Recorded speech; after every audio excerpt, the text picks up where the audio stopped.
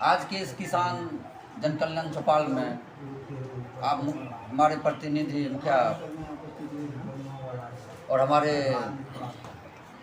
पत्रकार महोदय का और हमारे प्रगतिशील कृषक का स्वागत है।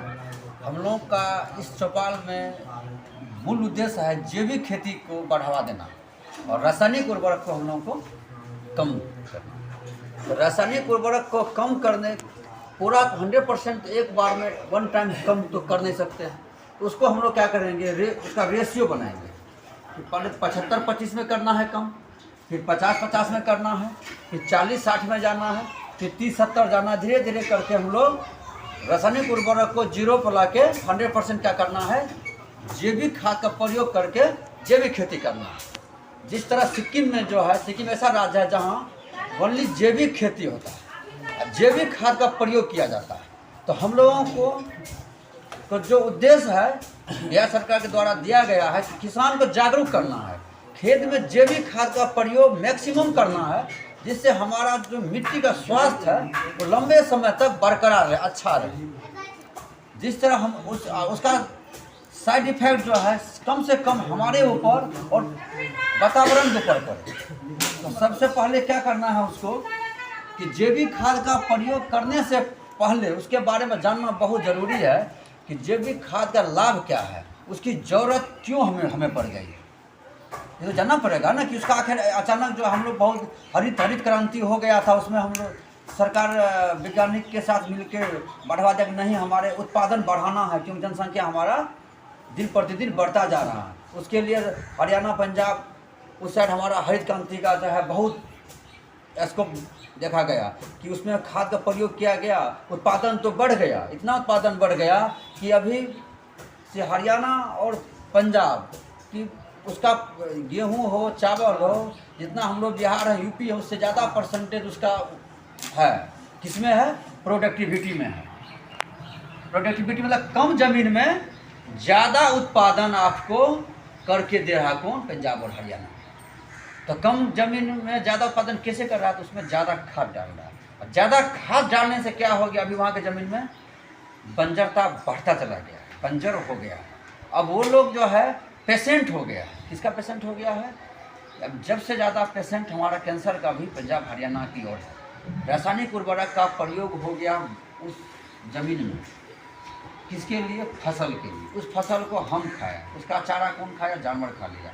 तो रासायनिक उर्वरक साइकिल में जानवर के थ्रू हमारे शरीर में, भोजन के थ्रू हमसे हमारा जेनेटिक मॉडिफिकेशन था सीड का, उसके साथ हमारा भी जेनेटिक मॉडिफिकेशन होने लग गया आज के डेट में। बोलिए कैसे, पहले के समय में शुद्ध भोजन होता था, आदमी का वेट भी ज़्यादा रहता था, हाइट ज़्यादा रहता था। अभी के डेट में क्या है, आदमी का वेट भी अंडर वेट हो रहा है। इसका रीज़न क्या है कि अभी मुखिया जी बताए का फैटी लिवर हो गया, किडनी का प्रॉब्लम है, आदमी डायबिटिक हो रहा है। इसका कारण क्या है, हम लोग अशुद्ध भोजन कर रहे हैं, विशुद्ध नहीं अशुद्ध कर रहे हैं। उसमें क्या अशुद्ध कर रहे हैं, हम लोग स्प्रे बहुत ज़्यादा कर रहे हैं। किस पे कर रहे हैं, वेजिटेबल पे कर रहे हैं। नीचे में क्या डाले थे, यूरिया डाले, DAP डाले, पोटाश डाल दिए, और जितना डालना था उससे ज़्यादा डाल दिए।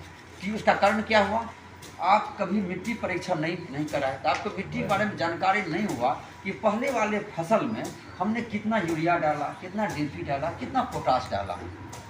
तो इसके कारण क्या हुआ कि आगे आने वाला फसल में आप संतुलित नहीं हो पाए कि आपको आगे में देना कितना था और क्या देना चाहिए था।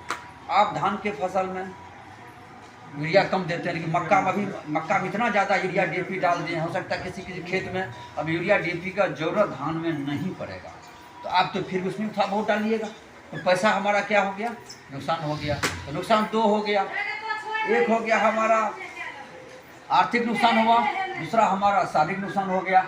और आर्थिक नुकसान हो गया तो पैसा ज़्यादा लग गया, सारी उसको ज़्यादा डाले तो ज़्यादा प्रदूषित हो गया। हमारा क्या प्रदूषित हमारा हो गया, जमीन, मिट्टी। उसके क्या हो गया, प्रदूषित क्या हो गया हमारा पानी। उसके बाद क्या हो गया, हवा। जब स्प्रे करते हैं तो वो पानी में जाता है, मिट्टी में भी, हवा में जाता है। इसलिए कहा जाता है हाथ में ग्लव्स लगाना है, मास्क लगाना है स्प्रे से पहले। हमको लगता है बहुत किसान जो प्राकृतिक कृषक हैं उनको बताया गया किसान चौपाल के माध्यम से उसको लगाते भी हैं वो, और कि कैप लगाना है कि बाल में भी वो स्प्रे नहीं हो वो पड़े। क्यों कि बाल पे पड़ेगा तो इसके थोड़ा घर में जाएंगे, और तुरंत आदमी किसान है नहाता नहीं है, बैठ गया कहीं, बच्चा या अपने हाथ से लगा कर लिए मुँह लगा, तो इससे क्या होगा, जहर स्वीट पॉइजन के थ्रू थोड़ा थोड़ा आपके अंदर भी चला जा रहा है इनडायरेक्ट वे में।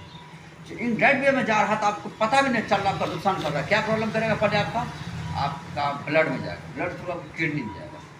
इसी प्रकार पौधा में भी जो है ये है कि आप जैसे ही रासायनिक उर्वरक का प्रयोग कर रहे हैं, तो हम तो नहीं बोलेंगे आप आज के डेट में सारा रासायनिक बंद कर दीजिए और आज से ही गोबर खाद सब दे दीजिए, एकाएक उत्पादन किया हमारा घट जाएगा।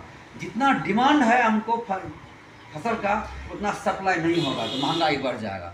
तो महंगाई को कंट्रोल करते हुए हम लोगों को रासायनिक से उर्वरक की जैविक की ओर जाना है।